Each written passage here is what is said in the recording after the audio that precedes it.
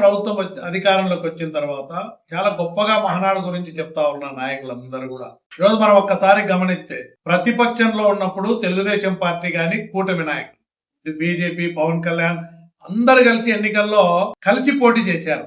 గౌరవ ముఖ్యమంత్రి జగన్మోహన్ రెడ్డి గారు ముఖ్యమంత్రిగా ఉంటూ కరోనా కష్టకాలంలో కూడా ప్రజల ఆరోగ్యాన్ని ప్రాణాలను కాపాడడానికి ఈ దేశంలోనే మొట్టమొదటి స్థానంలో ఒక మంచి వైద్యాన్ని అందించడం కానీ ప్రజల పట్ల ఆయన చూపించినటువంటి ఆ కష్టకాలంలో దాన్ని అందరూ కూడా ప్రశంసించారు. దేశవ్యాప్తంగా కరోనా కష్టకాలం, ఆర్థిక ఇబ్బందులు అన్ని ఉన్నా కూడా ఇచ్చిన మాట ప్రకారం మేనిఫెస్టో అమలు చేశారు. అదే విధంగా అవినీతి చూస్తామంటే విచ్చలవిడి అవినీతి, ఎమ్మెల్యేలు అనగొండలాగా తయారైపోయింది. ఎవరు ఏం చేసినా ఫ్యాక్టరీలు నడుపుకోవాలనే కమిషన్ ఇవ్వాల్సిందే. ఎక్కడ కూడా ప్రతి దాంట్లో ముడుపులు చెల్లించింది ఇది మా రాజ్యం అన్నట్టు అయిపోతా ఉంది. ప్రజలు మాకు పట్టం కట్టారు కాబట్టి మీరు మాకు కప్పం కట్టాల్సిందే.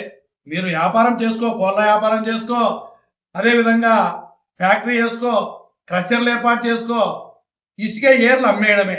ఇంత దారుణమైన దోపిడీ జరుగుతూ ఉంటే ఇవన్నీ కప్పిపుచ్చుకునే దానికి కావాలని బురద జల్లేదాన్ని. ఇదే నియోజకవర్గంలో ఆదినారాయణ రెడ్డి జగన్మోహన్ రెడ్డి ముఖ్యమంత్రి అయితేనే నాకు ప్రాణహానిందని చెప్పి కనపడకుండా వెళ్ళిపోయినారు. వీళ్ళందరూ కూడా నాయకులు అక్కడ బీటెక్ రవి కానీ ఈ ఆదినారాయణ రెడ్డి కానీ ప్రతి ఒక్కరు కూటమి నాయకులు ఎమ్మెల్యేలు కానీ మంత్రులు మాట్లాడుతున్నారు గొడ్డల పార్టీ అని కావాలని చెప్పి.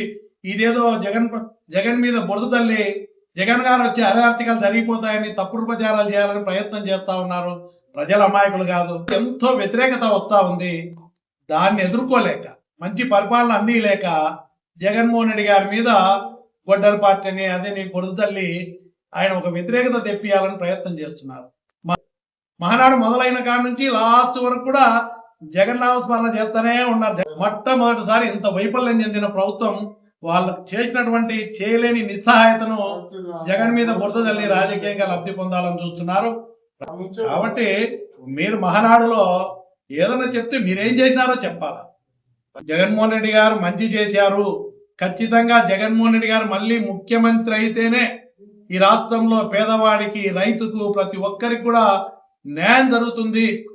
అందుకే మా నాయకుడు చెప్పాడు, వెన్నుపోటుకు 2 ఏళ్లు పూర్తని. అంటే ఇచ్చిన మాట ఏది నెరవేర్చకుండా ప్రజలను మోసం చేసిన దానికి నిరసనగా మేము కార్యక్రమాలు చేపట్టడం జరుగుతూ ఉంది. 4వ తారీఖు మండల హెడ్ క్వార్టర్స్ లో ప్రతి మండల హెడ్ క్వార్టర్ లో కూడా నిరసన వ్యక్తం చేస్తూ ప్రజలను మోసం చేసినారు కాబట్టి నిరసన వ్యక్తం చేస్తూ ఇప్పుడైనా